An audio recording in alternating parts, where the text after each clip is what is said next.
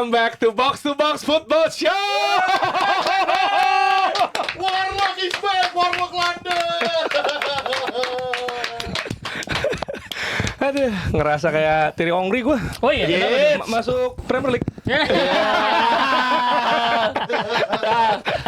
Bisa aja Freddy yang Tapi ini ya, tapi kalau cerita Londonnya kayak nanti ya, kayaknya bisa lanjutan lah. Kita akan bahas bolanya dulu. Cuma panas banget London ternyata. Iya 35 derajat gitu. Dan gue bisa pastikan cara termudah untuk disapa orang adalah pakai jersey Arsenal. Pasti itu. Di periode kemarin ya, selama mungkin seminggu terakhir.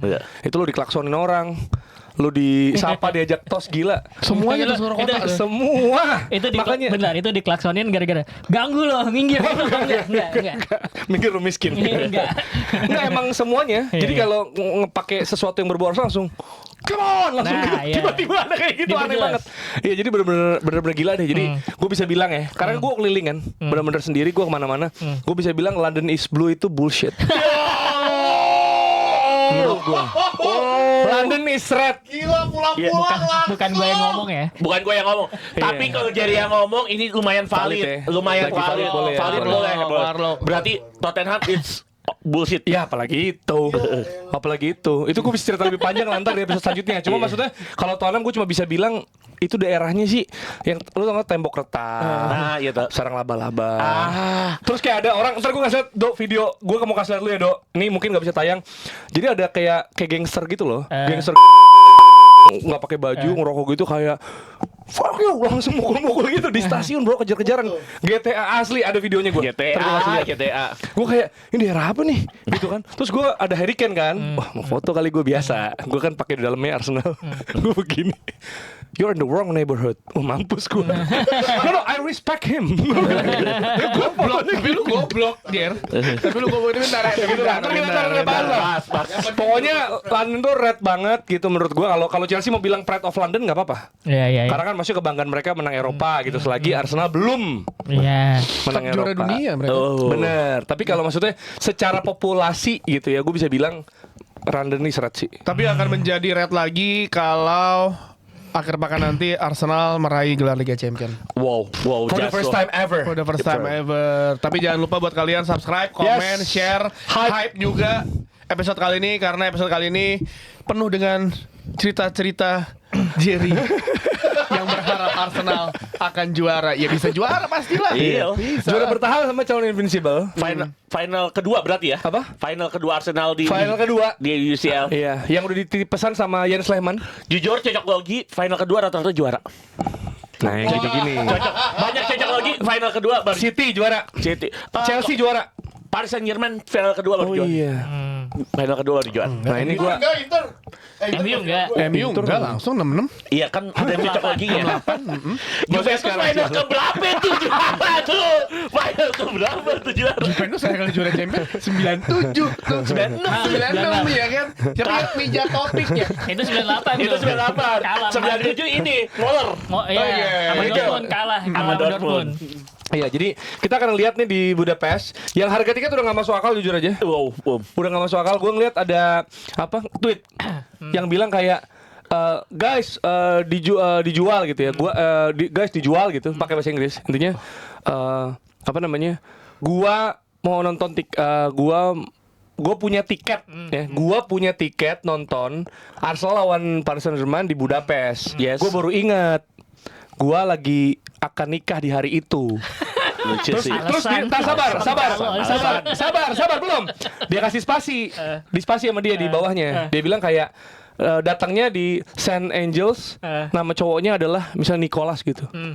Ya gitu, berarti kalau lu mau lu datang ke nikahan gua karena lu datang nonton Champions League. Ngambil tiketnya.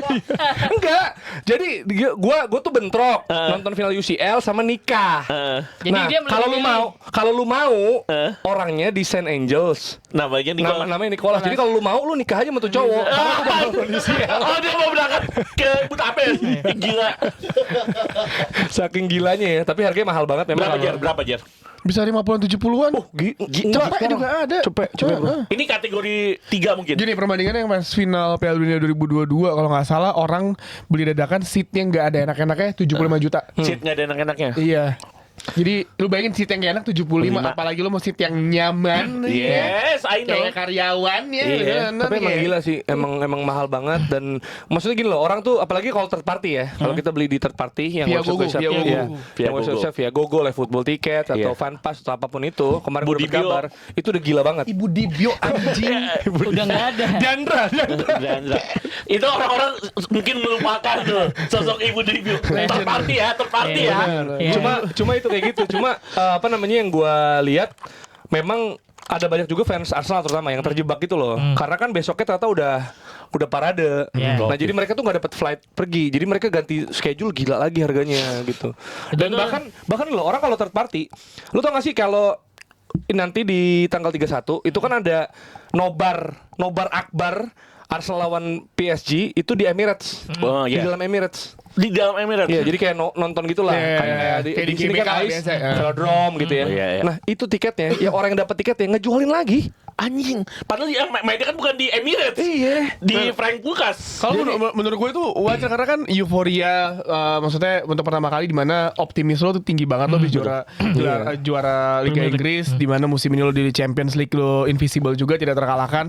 Jadi euforia itu yang ya mungkin menjadi rezeki orang lain lah. Ada yang nggak bisa atau apa dijual, harga bisa berkali-kali terus mungkin ada orang yang udah beli. Kan ada yang beli random aja gak sih kayak lu Iya, dari iya, awal, iya. gue beli tiket finalnya. Nonton Iya. lu kan ketika belum ada pertandingannya lu akan lebih murah dibandingin ketika ada pertandingannya kan. Betul. Jadi ketika udah pertandingannya dan mungkin dia bukan fans Arsenal, gue jokol aja nih. Iya benar. Dia dapat slotnya. penjual. Iya, pemain. Jujur, ini akhirnya cerita-cerita dulu final Piala Dunia 2022 supporter Argentina sampai jual mobil, jual Karena rumah itu bener kejadian. Kalau yang di Piala Dunia 2022 itu banyak fans Prancis dan juga Argentina. Hari H datang nonton ke bandara langsung. Pulang. Buset bang, lu bang keringetan nih kan nih. Nah misalnya mantap, mantap. Cerita lagi. Tapi itu dari ini lah ya, off the pitch ya. Nah kalau dari pertandingannya sendiri, ini kita lihat juara bertahan, defending champion yang kita tahu lini serangnya gila banget. Yang satu bagusnya lini belakang justru. Ya, Dan ya ada narasi invincible juga karena belum kalah gitu kan. tenang. Man United 99 invincible juga. Oh, Inggris iya. pernah. City tuh juga kalau nggak salah invincible. 2008 yang itu United yang juara Ronaldo juga invisible. Invincible. Sama Roma tuh nggak kalah ya? Enggak. Sebelum menang itu. Oh iya benar. Seri ya itu, yang 7-1 abis itu kan? Oh, enggak, Alan Smith itu mah Alan Smith. Alan Smith. Gak membanggakan memori aja ya. Tenang, bisa kejadian itu invincible Oke. Champions League itu. Jadi gimana? Kalau dari paling nggak pratinjaunya asik. Dari previewnya nih PSG yang pertahan gelar, Arsenal ngejar Champions League pertama. Betul. Ini sama-sama seru karena satu pasti mereka bugar, kita tahu PSG Iya. pemainnya bugar banget. Sedangkan bagi Arsenal Ros, gila banget apa motivasinya.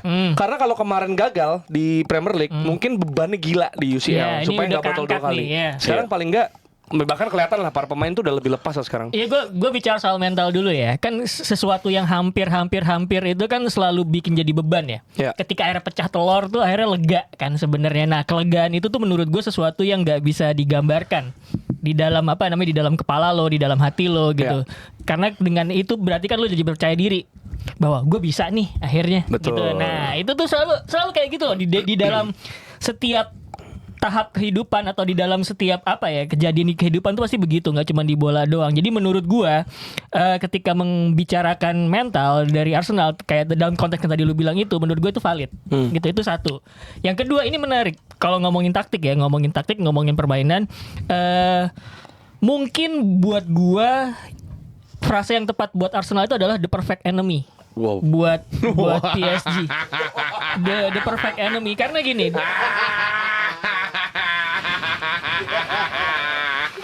Karena gini, PSG kita tahu tim yang sangat-sangat ofensif Betul. dan cara untuk menghadapi mereka itu udah pernah terlihat di seenggaknya ya di Champions League musim ini tuh pertama Liverpool. Mereka nggak tahu gimana cara menghadapi, ya udah akhirnya gue total bertahan low block aja gitu. Dan tapi itu kemudian Liverpool dibombardir juga sama PSG. Kedua Bayern Munchen. Vincent Kompany bilang bahwa ini jadi pertemuan Bayern lawan PSG itu bukan karena dua-duanya sama-sama bertahan buruk, tapi karena dua-duanya sama-sama memilih untuk all out attack. Ya. Si Vincent Kompany bilang bahwa gue nggak punya pilihan lain. Kalau gue bertahan, abis gue. Mendingan gue adu pukul sekalian sama mereka karena itu kekuatan terbaik gue gitu di Bayern gitu. Yang akhirnya kita lihat ya udah itu kayak all out attack. Akhirnya jadi 2 leg itu goal scoringnya tinggi banget. Kacau. 13 ya bang. Iya. Terus kemudian, nah ini yang ketiga ini Arsenal menurut gue. Arsenal gue bilang adalah bukan tim yang defensif, tapi mereka tim yang terkontrol. Tapi konsekuensi dari bermain terkontrol itu adalah mereka punya pertahanan kokoh. Jadi kelihatan kayak tim defensif, beda loh gitu. Yes, Mereka tetap tim yang ofensif. Gue berani bilang Arsenal tim yang ofensif karena kenapa? Di Premier League itu mereka urutan 2 urusan membobol gawang lawan, cuma di bawah Manchester City, dan itu tipis lah menurut gua. Yang membedakan antara Arsenal sama City jumlah kebobolannya Arsenal lebih sedikit gitu. Yes. Jadi tim yang ofensif itu bukan berarti dia tidak bisa bertahan, bisa dong bertahan. Ya Arsenal buktinya. Jadi buat gua Arsenal bukan tim yang defensif. Mereka adalah tim yang terkontrol, tapi karena kontrolnya itu bagus, mereka menjadi punya pertahanan kokoh. Jadi kelihatannya kayak tim defensif padahal bukan gitu. Nah, ini menarik. Kenapa gue bilang perfect enemy? PSG belum pernah ketemu lawan yang benar-benar kayak begitu, gitu istilahnya, yang karakteristiknya kayak begitu. Buat gue, kalau misalkan Arsenal menjadi Arsenal yang seperti biasanya, seperti yang kita lihat sepanjang musim ini, kan kita udah pernah melihat mereka terkontrol tapi nggak bisa memanfaatkan peluang yang ada, nggak berani ambil risiko. Tapi kan beberapa pekan terakhir mereka terkontrol tapi berani ambil risiko. Jadi udah komplit nih. Nah, Arsenal yang kayak gitu menurut gue bakal memberikan pertanyaan ke PSG gitu. Apakah gue akan total control all out attack gitu ya, atau gue sedikit lebih balance gitu. Karena kalau misalkan gue all out attack, ya kita udah melihat bahwa Arsenal tuh sepanjang musim ini ketika mereka digempur habis-habisan tuh mereka bisa gitu untuk defending gitu, dan mereka juga bisa mengarahkan pressing lawan itu ke arah mana gitu. Jadi ya gue bilang ini perfect enemy gitu karena different kind of opponent lah. Nah, buat PSG. Yang menarik juga kan kalau misalnya ngomongin statistik, ya Arsenal sama ini akan dibahas secara menarik. Tapi yang menarik juga adalah superkomputer Opta. Wow. 56%. Gue gak percaya lagi karena superkomputer dia awal musim bilang MU urutan 15. Makan urutan 15. Urutan 3. Makan urutan 15. Jadi buat fans Arsenal yang kemakan berita ini, kayak misalkan superkomputer Opta tuh bilang Paris Saint-Germain itu punya kesempatan 56%. Marginnya cuma 6% dibandingin 50-50. Wow. Jadi sebenarnya bisa dibalikin oleh Arsenal. Dan Arsenal bisa menjadi tim Inggris keempat yang bisa menggabungkan gelar Liga dan juga Liga Champions. Yang pertama tuh Liverpool tahun 76 sama 77. Betul. Sama 83-84. Man United 98-99, 2007-2008. Terakhir City 2022-2023. Kalau Arsenal ini bisa menang, berarti dia masuk ke klub ini. Iya. Deretan ini. The Century.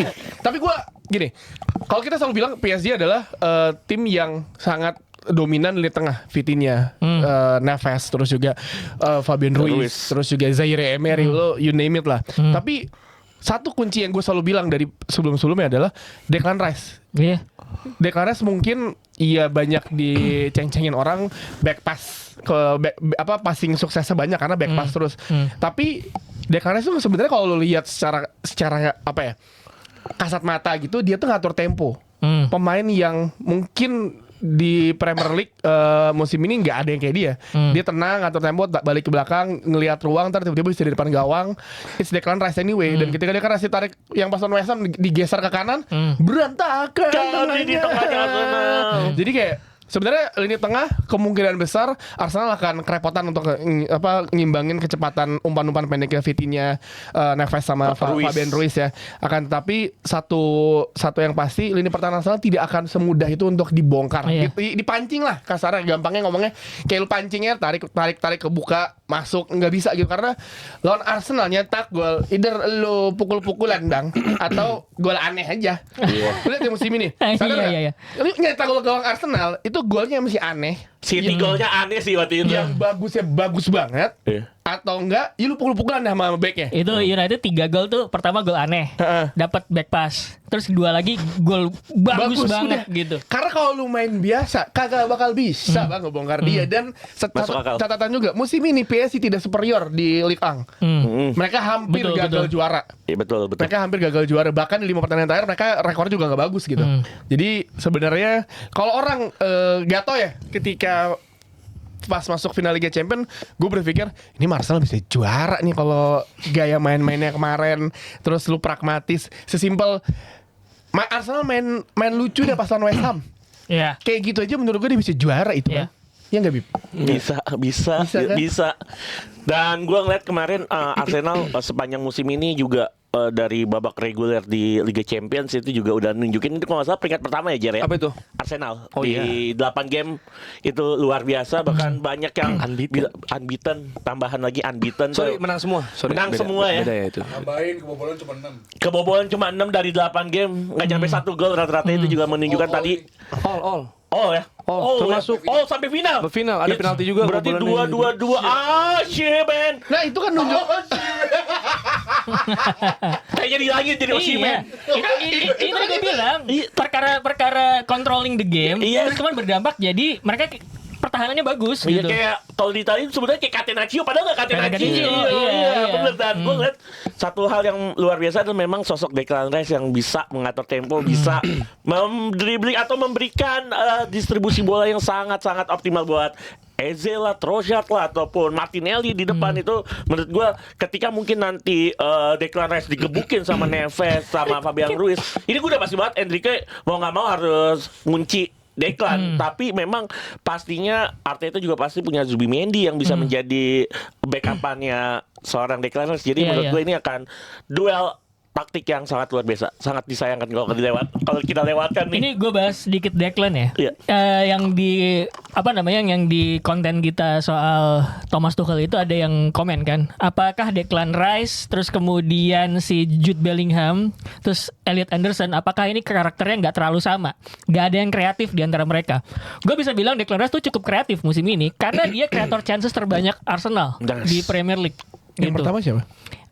Declan Rice yang pertama enggak, kalau Premier League itu ya Bruno abis itu Bruno udah Szoboszlai, PFA Player of the baru Year. ketiga Declan Ambil, Rice. nggak apa-apa gua. Tapi ini kalau soal Bruno, Kepancing langsung begitu. kalau Bruno gua sepakat gua. Kalau dibanding ini ya menang ya. 164 creative chances. Gila. Strikernya goblok. 21 assist. Gila sih semusim kan game 38 Iya, aja. kok assist bisa 21. 164 creative chances created. Dia doang tuh ya. Dia doang, tapi strikernya goblok. Makanya Maksudnya nggak bisa convert Iya. chances. Gitu pun United itu golnya 69, nomor 3 di bawah City sama Arsenal. Arsenal. Jadi kalau misalkan penyerangnya lebih bagus, itu lebih banyak lagi itu. goblok itu tim. Lanjut. Lanjut ya. Iya emang kalau gue kan lihat nih player of the week dari game week 1 sampai 38. Declan tuh cuma sekali ternyata. Sekali, betul. Declan cuma sekali, si Bruno 6 kali. Wah, gendong banget. Mohon maaf, 14 main United tuh ada di situ. Secara konsisten jadi gue ya udah emang lebih konsisten gitu loh. Gendong. Jelas sih Benar. bubar tuh timnya. Cuman ya balik lagi menurut gue sempat bilang ya di podcast ini beberapa waktu lalu bahwa Declan emang pemain terpenting Arsenal meskipun gak semencolok Bruno, karena ketika Declan udah ditarik dari lini tengah itu kontrol bubar. Lu boleh nggak ada Odegaard di situ, boleh nggak ada Zubimendi. Zubimendi, tapi kalau Eze. misalkan ternyata kalau lu nggak ada Declan di situ Iya. beda banget gitu. Dan ini kan ada kemarin ya interview baru keluar ketika ada overlap si Gary Neville sama Ian Wright, teman gue. Iya. Boleh dong, Boleh. bilang temen udah boleh. Gary Neville nanti kasih jersey Arsenal. Iya, rangkulan. Gue tarik gimana? Sama sampai curhat. Rasanya ya. Iya, jadi gitu terus dia tuh ngobrol kan sama siapa? Josh Kroenke. Si ownernya Arsenal gitu kan. Terus ngomongin gimana lu pas bahas soal bagaimana dia nge-build tim lah yang kita bahas ya, squad building, ngebangun culture. Kalau Arteta lebih ke culture, kalau Kroenke kan pasti lebih gimana lu manage-nya, terutama kalau berkaitan soal transfer. Betul. Yang mana harga transfer kan gila. Ian Wright bilang ya, termasuk Declan Rice. Ini pemain 100 juta. Oke, zaman sekarang normal 100 juta, kesannya normal. Tapi Arsenal nggak pernah ngelakuin itu kan. Betul. Ya Nicolas Pepe mahal tapi kan ngaco kan mainnya Nicolas Pepe kan. 100 juta mungkin ingetnya Zidane aja nggak nyampe segitu tuh. Bener. Tapi kan inflasi, Bang. maksudnya sekarang ini istilahnya terjadinya Arsenal gitu lah si Declan ini kan. Terus dia bilang kayak memang si Gary Neville yang bilang kadang memang lu butuh pemain yang bisa apalagi lu udah berkali-kali hampir ada pemain yang bisa trying to get off the line gitu. Kayak pemain yang menjadi pembeda di sana. Iya. Nah, ternyata si siapa? Josh Kroenke, anaknya Stan ya, si ownernya itu bilang ke Mikel, lo yakin nih mau Declan? Gitu. Karena kalau harganya segitu, kita nggak bisa pemain yang cuma plug and play. Kita nggak bisa pemain yang cuma ya udah lu bagus di lapangan, nggak bisa kalau cuma butuh itu doang. Tapi dia punya leadership ability nggak? Gitu. Terus akhirnya si Josh bilang ngobrol sama Arteta, katanya gini, lu ngobrol sama Declan 10 detik lu akan tahu dia layak apa enggak di tim lu. Akhirnya sejak itu akhirnya dia ngobrol bentar sama Declan terus habis itu oke, Declan 1 juta. Tapi The rest is history. Iya, terus ditanya kan si pas nggak ada Joshnya gitu, ditanya Artetanya, lu tau nggak harganya segitu? Gue pikir 70. Gue juga nggak tahu. Ketawa semua ketawa. Menurut gue kemahalan sih 100 kata Arteta kan. Tapi kalau soal duit bukan gue yang ngurus. Terserah dia dah kalau mau nego. Tapi gue pengen dia ya, pokoknya. Gitu. tapi normal gak sih kalau di Premier League harga pemain Inggris khususnya ya? Iya. Anthony Gordon 70 juta, Bro. Iya, makanya gue lucunya karena Arteta juga anjir mahal banget ya gitu. Mahal. Karena Arteta nggak tahu harganya ternyata Iya. segitu. Dan emang mentality kan leadership. Lu kalau inget lawan City kan rame banget ya kan bilang it's not done. Iya. Sampai pas diangkat piala dia bilang it's done gitu loh. Jadi maksudnya mau gimana pun butuh ada pemain yang kayak gitu paling Iya. enggak loh. Itu Yang mahal punya- banget. Itu mahal banget. Loyal. Declan tuh loyal kalau lo lihat di pertandingan terakhir dengan Arsenal lawan Palace tuh dia sampai nunggu West Ham West Ham, degradasi ya. apa enggak, dia nunggu Iya. pas dia tahu West Ham degradasi langsung kayak mukanya tuh ada sedih gitu kayak karena kan dia ditolak dilepas dari Chelsea, dia gabung ke akademi West Ham. West Ham bertahun-tahun, 10 tahun lebih. Bertahun-tahun akhirnya dia bisa pindah juara Conference League kapten, akhirnya pindah dan jadi juara Premier League bersama Arsenal. Jadi menurut gua he's a player to contoh pemain yang menurut gua bisa ngebawa Arsenal dan juga tim nasional Inggris juara dunia. Waduh. Berarti kuncinya Inggris bukan Jude Bellingham besok. Apa? Bukan Jude Bellingham tapi Declan Rice. Bukan Tapi ini ya Harry Kane.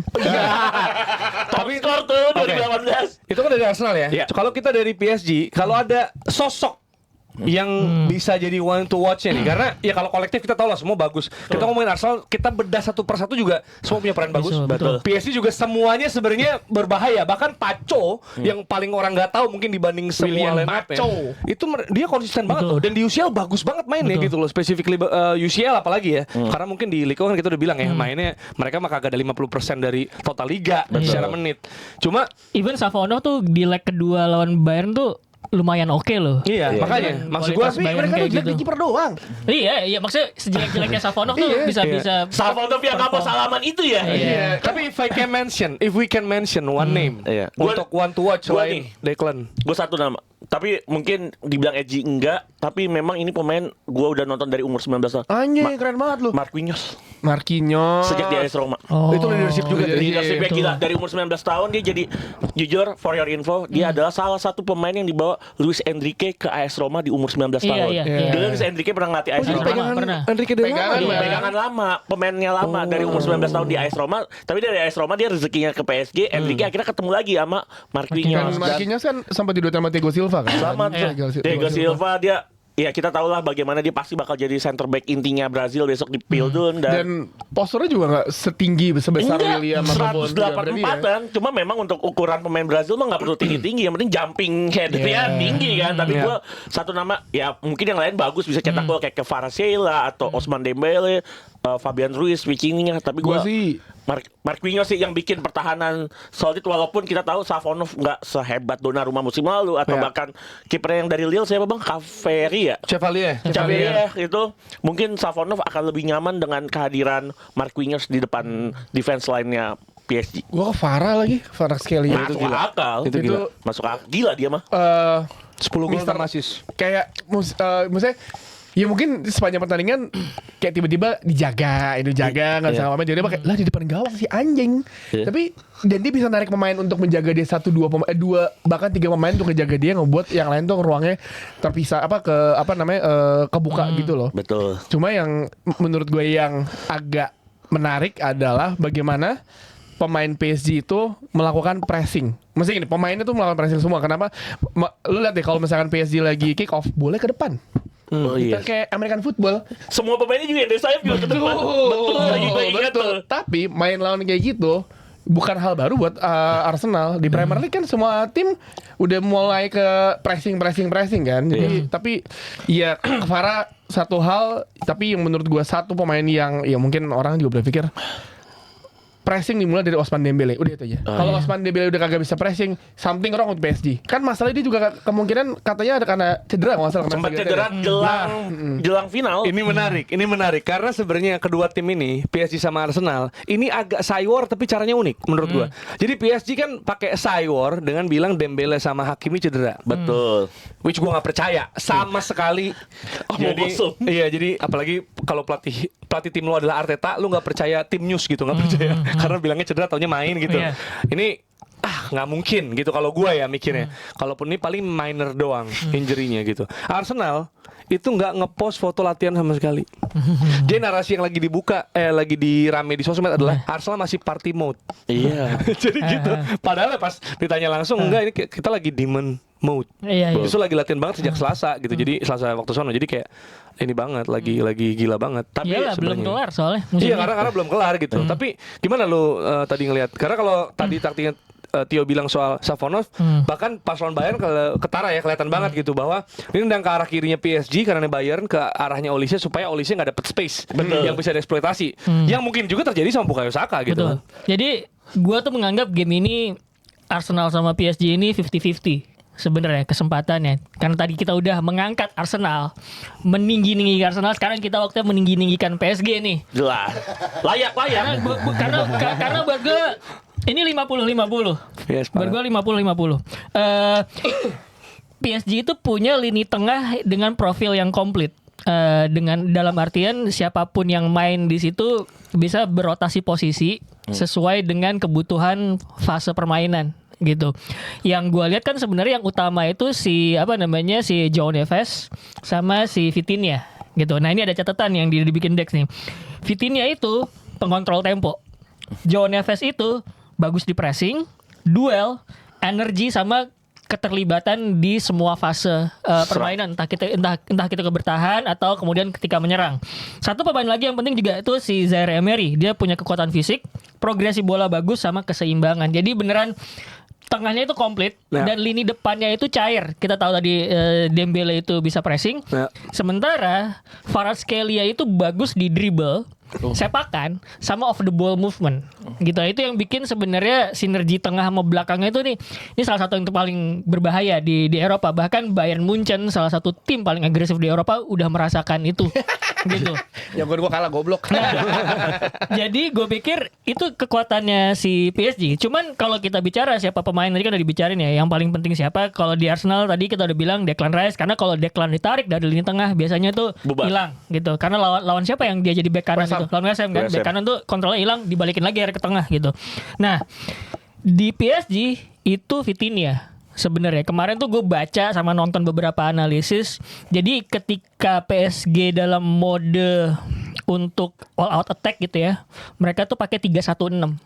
Lu bayangin jadi beneran 6 di depan, ninggalin 1 di tengah. Nah satunya itu biasanya Vitinha gitu. Tadi kan kita bahas juga tuh kayak American football tuh yang semuanya maju gitu. Nah ketika semuanya maju, Vitinha itu beneran kayak quarterback ya gitu istilahnya. Hakimi maju, siapa maju gitu kan, fullback. Terus kemudian 3 di depan juga ada, 1-2 dari tengah itu juga maju gitu. Nah itu Vitinha yang ngontrol dari kedalaman, terus kemudian ngebagi operan kayak quarterback gitu. Jadi kalau misalkan tadi bertanya kalau misalkan siapa yang dimatiin, kalau Arsenal atau Declan Rice, ya di PSG ini ya Vitinha gitu. Jadi gua nggak tahu apakah kedua pelatih bakal ngambil approach untuk yang penting kita nyerang aja atau justru lebih pragmatis atau menihilkan satu pemain di tengah gitu, matiin satu pemain kan. Kalau Alex Ferguson tuh masang Park Ji-sung buat matiin si Andrea Pirlo gitu kan istilahnya. Nah, gue nggak tahu apakah ada salah satu gelandang atau defensive forward buat matiin pemain yang beroperasi dari kedalaman kayak gini. Feeling gitu. gue sih enggak ya. Cuma sebenarnya kalau ngomongin pertandingan nanti, kalau ngelihat PSG akan sama, mungkin line up-nya tidak akan terlalu banyak berubah ya. Tapi gue yang menarik sebenarnya balik lagi kalau balik ke Arsenal lagi, yang belum kita bahas adalah pemilihan siapa yang akan bermain. Kai Havertz atau Gyökeres. Nah, Itu yang sangat menentukan gaya bermainnya Arsenal. Iya. Ketika lawan West Ham itu nunjukin ketika gue pas lagi nonton kayak Havertz sama Odegaard masuk, nyetak gol nih bener. Bener kejadian. Ngebuka ruang, nyetak gol kan? Ini tinggi banget itu. Iya kan? Lu bayangin selama hampir 70-60 menit lu main lawan West Ham deadlock, masukin 2 pemain itu ngebuka ruang, nyetak gol. Jadi menurut gua kunci di Arsenal juga bagaimana Arteta semoga nggak overthinking kayak Pep pas final pertama dia ya. Pep itu kan overthinking pas lagi lawan City ya? Lawan Chelsea ya? Lawan Iya, Chelsea yang si Thomas Tuchel itu kan. Siapa yang akan dimainkan akan ngebuat gaya bermain Arsenal akan seperti apa. Kalau kayak Havertz dia akan ngebuka ruang. Tapi kalau Gyökeres dia butuh ruang supply lari. untuk berlari gitu doang. Itu gaya bermainnya berbeda. Tapi kalau lawan Paris Saint-Germain menurut gua yang paling cocok adalah kayak Havertz. Iya, iya. Sebenarnya menurut gue itu masuk akal kalau misalkan Kai, karena lu berarti bisa drop deep, berarti kan nambah satu pemain overload di tengah ya, dan satu pemain ketika fase nyerang dia bisa jadi target gitu. Jadi menurut gue itu yang paling masuk akal. Cuma persoalannya gini, tadi kita udah bicara soal Arsenal pertahanannya kokoh karena mereka in control. Sebentar, ada satu masalah Arsenal juga. Apa? Bek kanan. Oh iya, Bek iya. kanan lu di head to head Bombas sama Kvara. Ya pilihannya siapa, Ben White apa Timber kan? Timur udah bisa main belum? Nah itu dia masalahnya. Benji Itu juga- untuk Benji gua juga bilang. cedera. Tapi sih apa? Benji juga cedera. Ya Benji juga nggak bisa. Oh. Benji udah habis kan? Oh iya iya iya. Justru iya, Timber. iya, iya. Kalau gua nggak yakin. Setahu gua Benji udah season ending setahu gua ya. Udah selesai. Jadi Timber sama Merino itu gue yakin sebenarnya udah bisa main. Cuma soal berapa menitnya gue nggak tahu. Karena itu pertanyaan kita semua kemarin kan gitu kan waktu lawan Palace, nih orang main nggak gitu. Ternyata kan yang muda kasih pemain muda gitu kan. Tapi sempat kalau nggak salah sempat masuk lah mereka berapa menit si Merino. Jadi itu juga bisa menjadi faktor pembeda. Cuma sebenarnya justru dari semua lini yang itu tuh yang ngaruh menurut gue adalah tadi pemilihan bek kanannya Arsenal. Karena kalau bukan misalnya Timber dia nggak cukup match fitness, berarti mungkin aja Mosquera di sana. Atau mungkin sebenarnya kalau Fiori sama Hincapie akan main bareng, entah salah satu dari mereka ditaruh di kanan bisa juga. Atau Miles Skilly juga bisa kan? Skilly kiri di CDM. Cuma gua nggak tahu kan kalau Skilly sama ya kalau sama Hincapie itu posisinya sebenarnya agak lu bisa taruh di mana aja gitu. Cuma kanan sih bukan hal yang pernah dicoba ya dari tiga itu. Cuma biasanya tuh justru yang Mosquera yang ditarik gitu. Iya, Cuma Mosquera. masalahnya kalau Mosquera kalah lari lah pasti gitu maksudnya. Ricky Calafiori sayang kalau Sebenarnya- di RWB. Kalau misalnya Makanya. memaksakan Fullback. si Mosqueranya akan bermain tidak untuk Ya. overlap. Nah tapi itu gini, kenapa back kanan Arsenal begitu penting untuk menjadi pembeda di game ini, karena ini juga berpengaruh bukan cuma bagaimana Arsenal menghentikan Kvaratskhelia, tapi bagaimana Saka dapat supply. Betul. Karena itu yang Ben White dan Timber berikan kan. Iya, kalau untuk misalnya memberikan isolate bahaya juga Iya, tuh. karena isolate bahaya. Karena kalau nggak ke kiri terus, kiri mohon maaf nih, Trossard sama Martinelli kan suka bingung. Sebenarnya dia muter-muter. Kecuali lu main menit 70-an, ya kan? Situasinya cuma suruh lari doang. Itu Gitu, bisa gol. Martinelli. Tapi kalau suruh ngebuka, nah Trossard sama Martinelli sebenarnya rada susah jujur aja nih. Anjing ketawa. Kecuali super sub ya. Mereka super sub bagus tuh. Karena mereka masih fresh, back lawan enggak. Nah, itu jago tuh. Nah. Tapi kalau dari awal susah. Jangan salah juga. Misalkan, oke Kvara nggak works.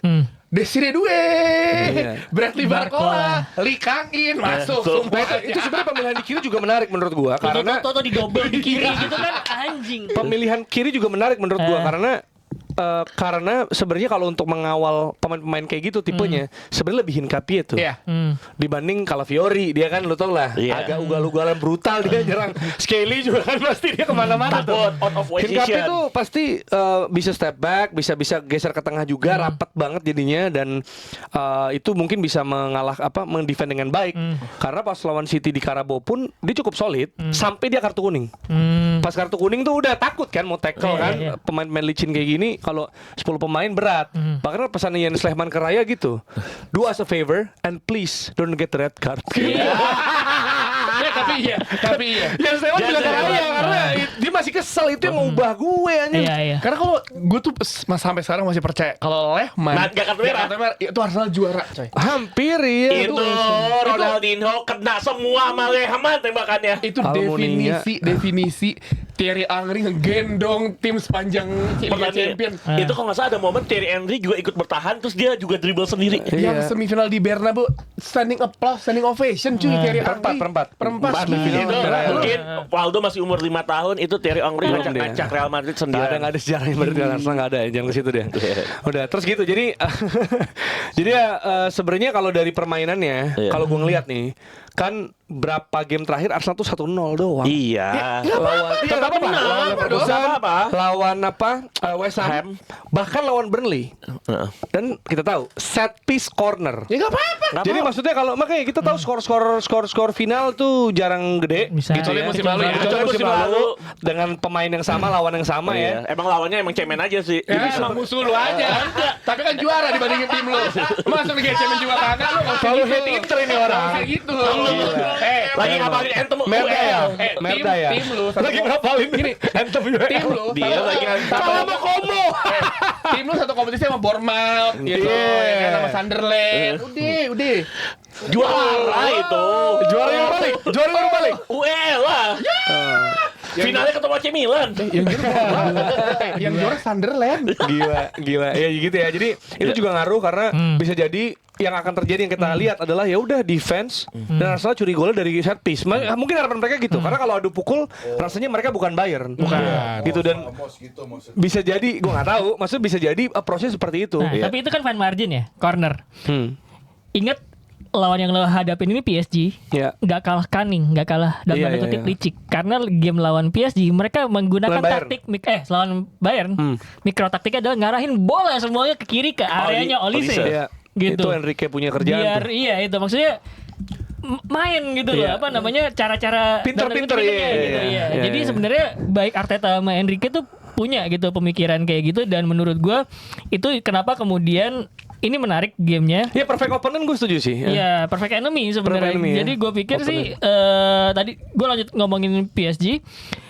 Tadi udah ngebahas soal Vitinha, dan gue pikir ada faktor X yang juga nggak bisa dikecilkan begitu saja, individual brilliance. Karena balik lagi, oke, defending itu jadi faktor. Cuman kalau tiba-tiba ada pemain lu ngelepas sepakan dari luar kotak penalti dan jadi gol, itu kan juga tidak 0% kan sebenarnya. Ya. Gitu. Dan tadi kita udah bahas Kvaratskhelia punya kemampuan dribbling, punya kemampuan shooting, bahkan gelandang-gelandang mereka juga ada yang punya kemampuan kayak gitu. João Neves punya, Vitinha juga punya, ya. gitu loh. Jadi faktor X individual brilliance ketika taktik udah deadlock gitu ya, itu juga bisa jadi kemungkinan. Dan menurut gua untuk dalam hal ini emang PSG agak sedikit lebih unggul, walaupun Declan Rice pernah mencetak gol tendangan bebas ke gawangnya siapa? Real Madrid. Thibaut Gitu. Courtois. Iya, cuma ini ya terakhir mungkin gue ngerasa yang juga bisa membedakan tadi bek kanan ya, yang gue rada worry sebenarnya di kanan Arsenal adalah PSG jangan sampai cetak gol cepat di awal. Oh, mental. Itu akan mengubah pertandingan karena maksud gue di musim lalu Arsenal lawan PSG itu Dembele menit awal tuh golin dan itu bikin agregatnya udah beda.